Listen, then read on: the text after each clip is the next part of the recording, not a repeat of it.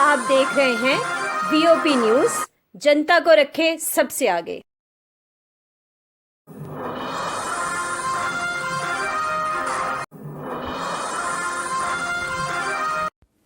कश्मीर जो security context रहा है अभी तक, वहाँ पर कभी कभी ऐसे हादसे होते हैं। ये हादसे ख़त्म होने की ज़रूरत है। हमारे कश्मीर में फ्यूचर में अमन तभी आएगा। तो लेकिन इसमें पुलिस कार्रवाई कर रही है, उनको एफआईआर लगाया है और जो कल्प्रिट्स हैं उनको एक्शन होगा, उनके खिलाफ सख्त एक्शन होगा। जहाँ तक रही बात इनकी कैंडिडेट्स की सिक्योरिटी की, उसमें जो कैंडिडेट अभी पार्टिसिपेट कर रहे हैं उन्हीं को भी पुलिस पूरी असेसमेंट करके सिक्योरिटी दे रही है। और जो विनिंग कैंडिडेट्स होंगे उनका नंबर कम होगा और उनको definitely police will make sure that they are secured and assessment will be made in each case and they will be provided security. ये सभी इनकम टैक्स पेज हैं, इनमें कोई भी रुकावट इनके मेंबरशिप में नहीं है। और यहाँ के जो हमारे जी सर प्लीज।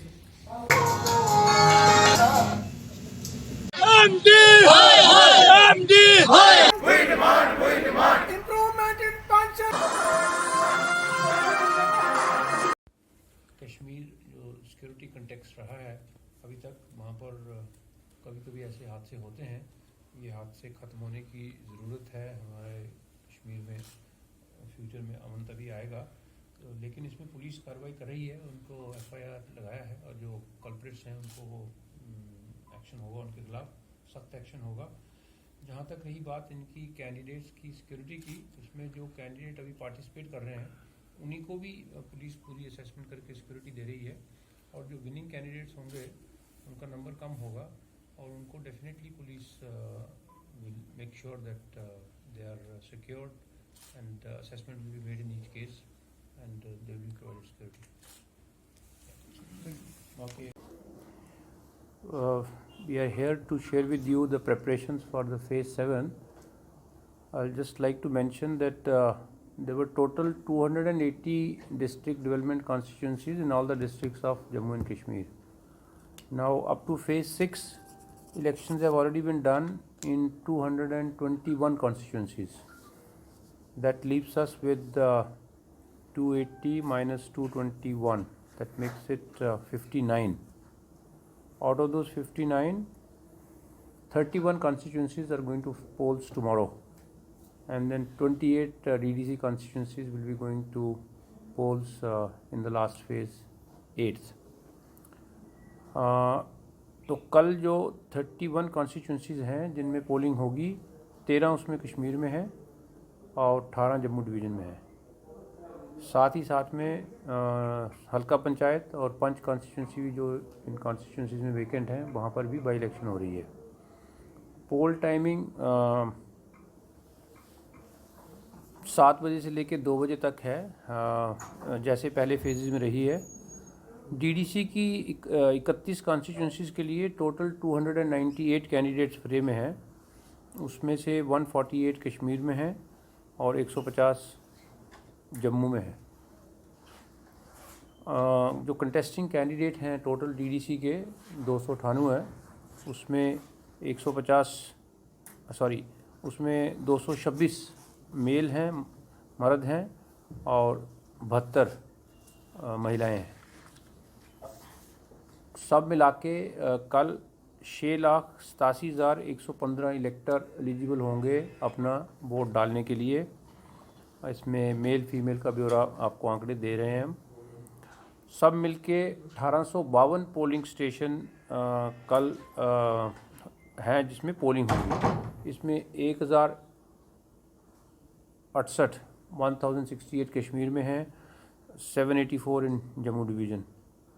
आप ये भी पूछते हैं जनरली ब्यौरा सेंसिटिविटी का, तो सेंसिटिविटी के ब्यौरे में जो कश्मीर के 1068 पोलिंग स्टेशन हैं, 1038 are hypersensitive, 30 are sensitive. There is no polling station which is normal in Kashmir in the phase 7. In Jammu, total polling stations are 784 where polling will occur tomorrow, out of which hypersensitive are 94, sensitive are 264 and normal are 426. This time I didn't read the constituencies because you have the detail, or if somebody wants to know we can tell, but the polling is happening across all districts except Srinagar in Kashmir, and in Jammu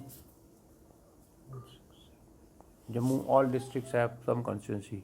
In Poonch area, Mender A, Mender V, I'm just mentioning remote areas, the polling is happening there, and it's happening across in Kashmir except Srinagar where polling is complete.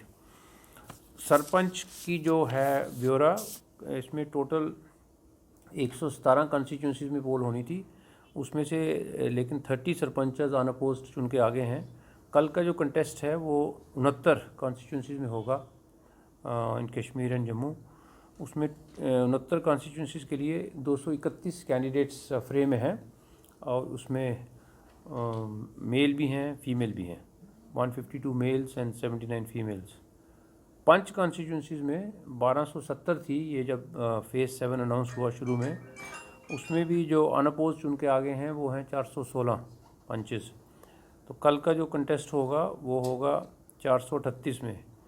438 punch constituencies tomorrow will go to polls, for which 1000 candidates are in fray, which includes 713 males and 287 females. So सब मिला के phase 7 में concluding it, 6,87,150.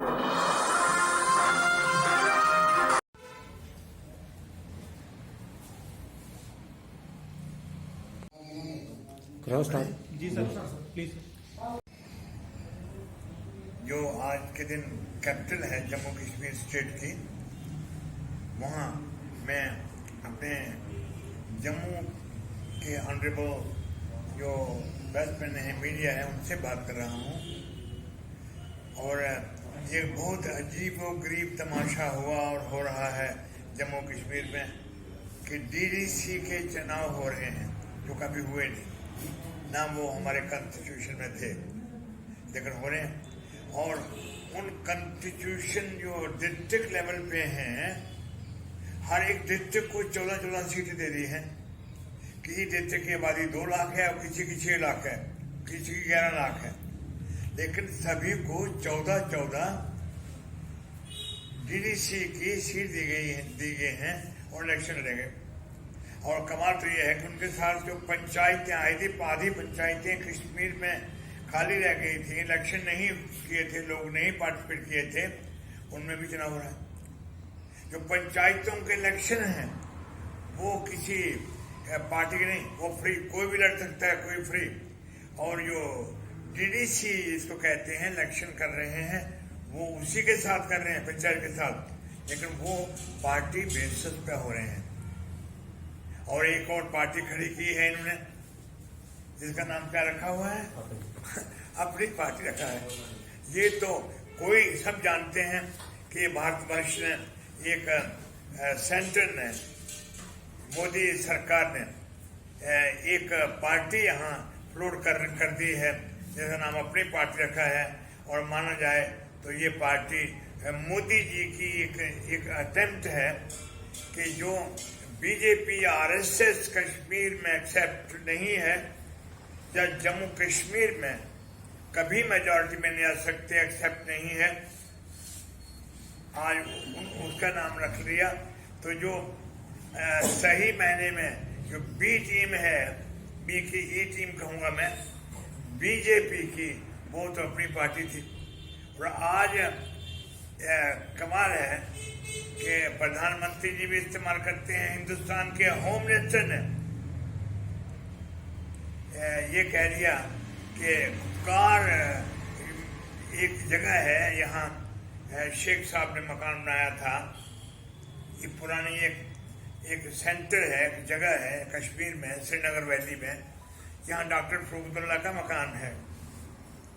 उसको कह दिया कि जो 2 पार्टियां recognised political parties, National Conference और पीडीपी ने एक कोऑर्डिनेशन कमेटी बनाई थी, उसका नाम हिंदुस्तान के होम मिनिस्टर ने रख दिया कि ये गुपकार पार्टीज नहीं है, गैंग है। जो मैंने बार बार कहा और मैंने हिंदुस्तान के अपने प्रेसिडेंट को भी दिखाया है, क्योंकि जम्मू कश्मीर में आज राष्ट्रपति राज है और राष्ट्रपति राज में प्रेसिडेंट ऑफ इंडिया वही कंट्रोल करता है। एलजी तो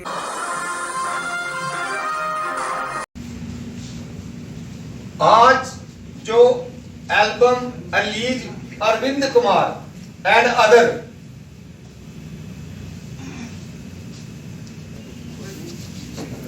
स्पेशल शक्ति टू सम्मानित करें, सभी से मैं कहूंगा तालियों के साथ सम्मानित करें।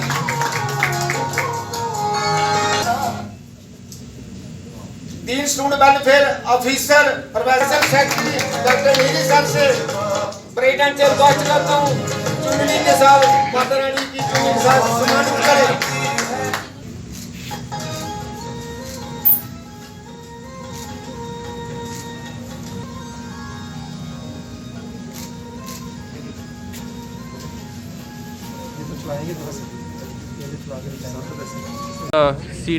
DVD रिलीज़ की है जिसका टाइटल है पारने वाली माँ तेरी याद सताती है। ये हमारे यूनिवर्सिटी के एक प्रतिष्ठित एम्प्लॉई हैं विजय शर्मा जी, जो कि प्रेसिडेंट भी हैं नॉन गेस्टेड एम्प्लॉयज़ यूनियन के। तो उन्होंने ये बेटें तैयार की हैं, गाई हैं, और मुझे बहुत खुशी है कि ये हम यहाँ रिलीज़ कर पाए। और आज की डेट में जब हम कोरोना वायरस से जूझ रहे हैं तो हम माता रानी को इन बेटों के द्वारा ये प्रे करना चाहते हैं, उनका आशीर्वाद लेना चाहते हैं कि हमारी यूनिवर्सिटी, हमारी जो फ्रेटर्निटी है, यूनिवर्सिटी है, हमारे लोग हैं, पूरा जम्मू शहर, जम्मू कश्मीर और भारत देश ये महामारी से बचा रहे और ये महामारी दूर हो जाए ताकि हम पहले जैसी ज़िंदगी जो है वो गुजार सकें। मैं इस मौके पे विजय शर्मा जी को बहुत बहुत बधाई देना चाहता हूँ, उनके तमाम साथी जिन्होंने इसमें CD में बनाने में काम किया है, उनको भी बहुत बहुत बधाई कि उन्होंने बहुत ही सराहनीय काम किया है और मेरी शुभकामनाएं इनके साथ हमेशा रहेंगी। ये सभी इनकम टैक्स पेज हैं, इनमें कोई भी रुकावट इनके मेंबरशिप में नहीं है। और यहाँ के जो हमारे आज हम यहाँ पर होटल केसी रेजेंसी में अपने 461 लोगों के बिहाफ पर यहाँ पर बैठे हैं और हमारे जो 461 मेंबर्स हैं ये बोनाफाइड मेंबर हैं chamber of commerce and industry Jammu के, और सभी लोग इनमें से काफ़ी लोग यहाँ पर शामिल भी हैं जो हमारे साथ छाना बिछाना खड़े हैं।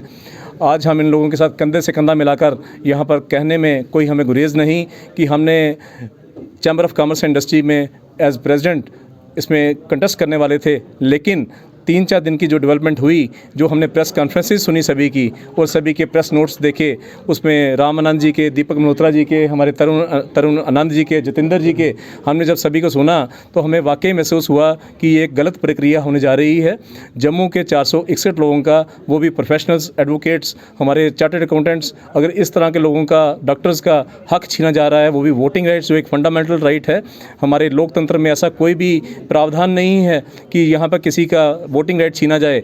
अगर ऐसा होता है तो हमें सभी को यहाँ पर एकजुट होकर खड़ा होना चाहिए। मैं अपने आउटगोइंग जो हमारे ऑफिस बेरर्स थे और आने वाले जो लोग कंटेस्ट कर रहे हैं, सभी से गुजारिश करूँगा कि वो एक मत होकर इस काज के लिए खड़े हों। अगर वो इन लोगों के साथ खड़े नहीं होते हैं तो यहाँ से साफ साबित होता है कि वो इन लोगों के अगेंस्ट हैं। अगर कल को नई टीम जो बनती है, वो नई टीम बनने के बाद वो कहते हैं कि हम इनके राइट्स बहाल करेंगे या इनको कैंसिल करेंगे, तो इसके ऊपर भी एक प्रश्न चिन्ह लगता है कि ऐसा क्यों? अगर कल ही करने तो आज क्यों नहीं? इसके ऊपर एक कमेटी गठित होनी चाहिए, इसके पीछे किसकी क्या मंशा थी वो सामने आनी चाहिए, एक्सपोज किया जाना चाहिए और ये एक्सपोज हम करेंगे। हमारे पास कुछ ऐसे नाम आ चुके हैं जिन्होंने एप्लीकेशन देकर कोर्ट में मूव किया कि 2017 के बाद के मेंबर्स को नहीं लिया जाए। ऐसे ट्रेडर कम्युनिटी के साथ धोखा या हमारे इंडस्ट्री के साथ धोखा और हमारे प्रोफेशनल्स के साथ धोखा, ये कभी कतई बर्दाश्त नहीं किया जाएगा। आज हम यहाँ से एक घोषणा करते हैं कि जब जो प्रेसिडेंट के इलेक्शन हम कंटेस्ट कर रहे थे तब तक नहीं कंटेस्ट करेंगे जब तक इन लोगों को राइट्स नहीं दिए जाएंगे। ये बात बिल्कुल साफ, ट्रांसपेरेंट शीशे की तरह क्लियर है।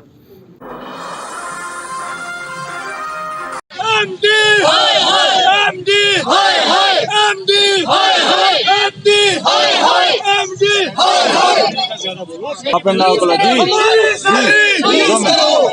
रिलीज करो।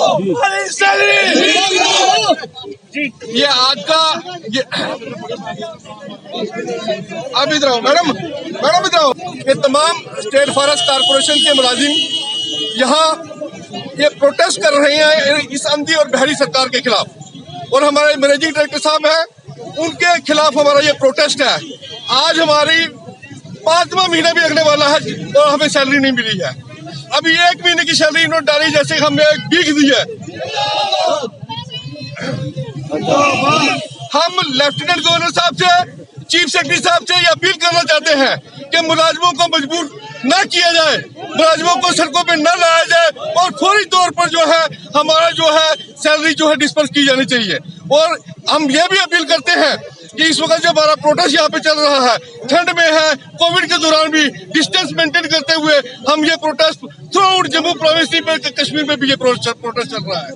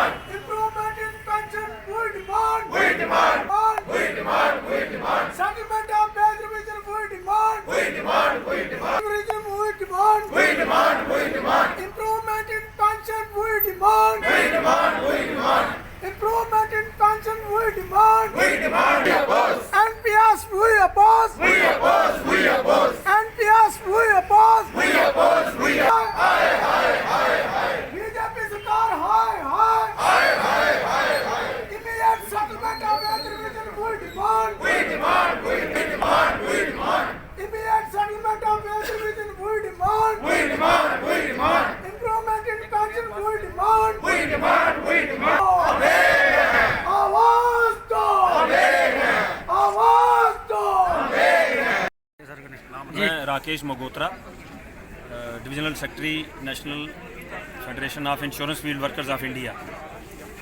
मैं सारे साथियों के साथ मिलके, जिसमें क्लास 1 ऑफिसर्स, हमारे क्लास 3, 4 और क्लास 2 सारे एम्प्लॉइज़ जो हैं, हम आज प्रोटेस्ट कर रहे हैं and we are demanding, our demands are justified. हमारी जो डिमांड है वो वेज रिवीजन की है। जब 2014 में बीजेपी सरकार आई थी तो उस वक्त के फाइनेंस मिनिस्टर ने ये आश्वासन दिया था कि जो भी सेटलमेंट्स और जो भी रिवीजन्स होंगी वो ऑन टाइम होंगी, कोई डिले नहीं होगा। बट वो सारे निज़ाम में कोई फ़र्क नहीं महसूस हुआ।